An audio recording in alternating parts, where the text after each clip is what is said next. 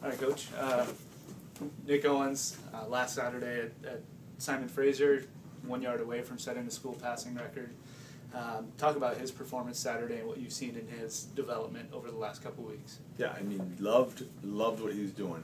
I mean, the thing when we recruited him, to see that we knew that he had a really good touch on the ball, athletic young man, got a moxie to him as far as leadership goes. To begin to see the offense begin to work with him and him in the offense, to kind of come together, that life together, that synergy together. So I like what he's doing. I love the fact that, you know, the record, or that he's close to the record. The thing about him, I mean, I'd say this, is that there's a lot on the table for him to grow in. You know, we watched the tape. It's a young man who's talented, a young man who wants his team to be successful. He wants to do whatever it takes to put this team over the top, and you see him doing the work week in and week out. What I think I applaud him the most for is those weeks when he wasn't the starter. You know, he was in the weight room the most. He was, you know, watching film. He was doing everything that he needed to do as an understudy to get himself ready for his next opportunity. So he's showing up. So he continues that trend of working hard, owning it, and taking the directive coaching. He's going to be a good one. And then defensively, you know, that Simon Fraser offense is the top passing offense in the league, and you I think, kind of had the style of game you wanted for at least a half there, if not into the third quarter. Talk about some of the positives that you guys had defensively. Yeah, I think, you know, you were able to stifle some of the things that, you know, I thought made them strong. I knew they had to make some adaptations to our defense. But one of the things that you can appreciate why they are the top in passing is that they were able to find ways to move the pocket, let the launch point be in a place that made their receiver successful and the quarterback successful.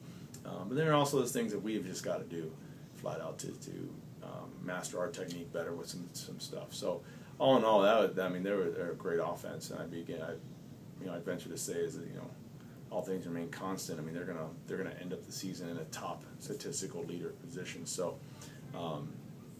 one of the things I thought that what really stood out from the game with them is that you know, just their speed and the size they had doesn't show up necessarily on film the way it is in person. So what I liked about what Coach Johnson or Dave's doing over there with their program. They've been, like I said last week, they're ahead of the learning curve with us as far as getting into the GNAC Division II, and you begin to see, okay, they've found that type of player that you need to recruit to get in this, to be in this league and to do it. So for our guys, what we just got to understand is that there isn't any opportunity to misstep.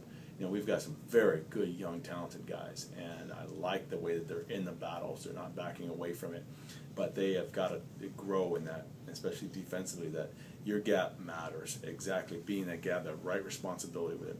You don't have that margin to say, well, I'll adapt as it goes on. You know, you need to be there and be there now and own it. So we're learning. Coach, couple things in this next question. I'd like for you to kind of grade the first half of the season. You played everybody once, and you're going into playing everybody again. What have you liked so far, and what would you like to improve on? Well, I mean, if you're going to grade the schedule-wise, obviously record-wise, you say, okay, well, you get an F for the record. But we're not, you know, as far as the coaches and the players, they're not fans. And so I'm realistic about the record. I understand that. In that, you know, at the end of the day, we want to win. We want to win every game. I mean, that's what we do, and it's what our plan is, and that's what our purpose is. Every time we go out, we're not just, hey, it's okay, a moral victory. I mean, you know, I think sometimes people can misinterpret you know, our mission statement is to be these great character men, put a God-first plan together, and say, hey, we know in the big picture why we're doing this, but we know we're running to win. So we're going to get that going, and that's something where we're not happy with that record at all. Not trying to make peace with it, and I'm very allergic to it. And so, but with that said, you have to step back and not just be a fan and pile on the message boards or pile on and say, oh, here it is, and then go about your day. It's where is the team growing? And, you know, because of all the injuries, which, you know, it's unfortunate, but it happens in football, so you don't complain. It's put these younger athletes who are talented into the game, and I've seen them increase week in and week out, how physical they are, how opportunistic they are at making plays, and how quickly they learn the first time. And so, that's what I get excited about. I'm so excited about this team. This is going down as one of my favorite teams to be around because of just their heart to have a real growth mindset about things. So when we go into our team meeting today, we're going to be able to get our focus on again and be ready to go and get going for Humboldt. So the team is growing. The trajectory to the outsiders doesn't look like it's the right, but we know, hey, this is what we're in this for the long haul and for the big picture, and then they're in the right direction. Coach, what are a couple of things that from this point on your team can focus on and improve on? I think we talk about defensively, just the gap responsibilities. There are things how to help you technically wise, how to maintain a gap, how to maintain the responsibilities. I think where our team, in their desire to be successful, they can tend to do too much. And say where it was in their high school, they had the luxury of doing that. Their athleticism overcame some things where they didn't have to just do their job and do it well. So right now we've got guys trying to do too much, to be honest with you. Their desire to win is high. It's do you know how to do it? And so everybody wants to win, and there's no doubt my team's working hard, and they're fired up to play the game, no matter where it takes them in the country to go play. But there's a responsibility of understanding you win this game, unlike any other game, by playing pure team football. Team's a team sport. And once you decide to try to be an outlier and not within the team scheme, it burns everybody. And so the game forces you to be a great team player. And when your time to shine comes, it's going to be because you were doing your job and just doing it with extreme professionalism. So I want them to begin to see the big game as instead of a compartmentalized. I want them to see, hey, every snap matters. And so I think they're getting the message, they're hearing the message. It's now of putting it into practice. I know they want to do it, and that's where we're, as coaches, we're here to teach them how to learn it and how to do the game of football. Coach, throughout the year, you've had different elements of the game go really well for you. Some games the defense does really well. Western Oregon, I think 6 points in the second half. Right. The offense, Nick threw the ball really well. So you've had all these pieces work really well for you. How close do you think you are to kind of putting all these pieces together with so many young players? Well, I gotta believe we're a lot closer now. I think one of the things now is you're just trying to make sure you protect that mental space as you're not getting a lot of attaboys on campus. I mean, I think our school loves the football and they're really supportive of it. But yeah, it's a little bit of Jekyll and Hyde. Last week or the week with Western, you play some lights out defense, and then offense you struggled and you started finding some spark. This week, offense comes alive and defense struggles. And so that's what I'm talking about, just that compartmentalization of just how we need to understand the responsibility of a collective team. And we go up on Simon, and honestly, I'm just concerned that maybe guys kind of maybe downshifted a little bit, or thought, oh, here it is. So now you're not only are you teaching them how to win, but you're teaching them how to finish and how to go and really cut the head off of this thing, so that when you're finishing out a game, because we're there, but there's just that focus. You've got to intensify. When you get ahead on somebody, you got to get after it, and you got to put the pedal down. And those are the things that is this young group of kids going.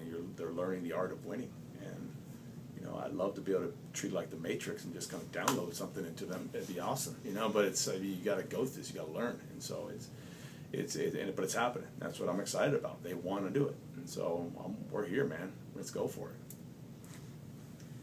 Coach, you talked about the Matrix and getting where you could just download how to win into them. The way the season has gone, what are some of the things that you're doing to keep that focus and not necessarily inject them with the download, but teach them how to win? Yeah, well, first of all, just breathe. Breathe and take each moment in. And kind of reflecting on my own self when I was a college football player, we had a season that we didn't go so hot. I understand that emotionally it can begin to pile on you, and you almost become afraid of losing, and so that becomes where you're playing a phantom, and so what I want guys is just breathe with each moment, take it all in, and realize life isn't linear. All right, they're so much stronger. This next game we have coming up is a brand new opportunity in its own right. It's its own life, and so you take what you have into it. Don't run at all. Don't from any type of ill emotions about it, and just focus and go for it. Be hungry, because I know sometimes just in life period we have some negative feelings that happen in the past. We can tend to try to be avoiders of that, and for this team, you just say, hey, breathe, focus on the technical things, control what you can control, and visualize that winning happening, because it starts off with that vision first, and you have that, you're going to be successful. And so we're young enough right now to be naive to the fact of the record, I believe, and they're just hungry to play, and I like that about them. And so these guys who've stepped up to play, who are now in these starting roles, I think they're enjoying the fact of playing. And with every time that we go into each meeting, our coaches, first and foremost, we let them know, hey, we're all in this together. We're in your corner, man. Dude, we love being around you, and we love the opportunity to coach football and play football. So, there's tougher issues in the world right now. The UN's trying to figure out, So we love playing football. You know what I mean? So we're going to get after it and wake up to this new opportunity today. Then as you go into the second half of the GNAC, you kind of wipe the slate clean. You've played everybody. You've seen everybody. Now the schedule flips. You get 3 games at home instead of 2.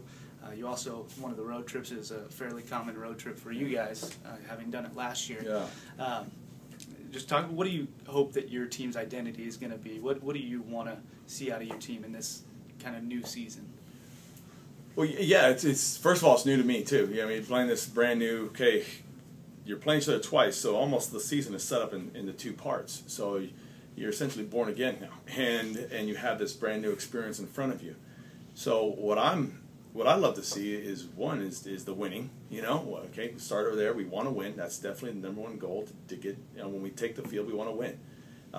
But in doing that, what we want to be able to see is the growth of, hey, you've cleaned up those mistakes. So if you can contrast the 2 games, game 1, game 2, you've seen, oh man, let's see what you guys did here, and now compare yourselves. Wow, big improvement.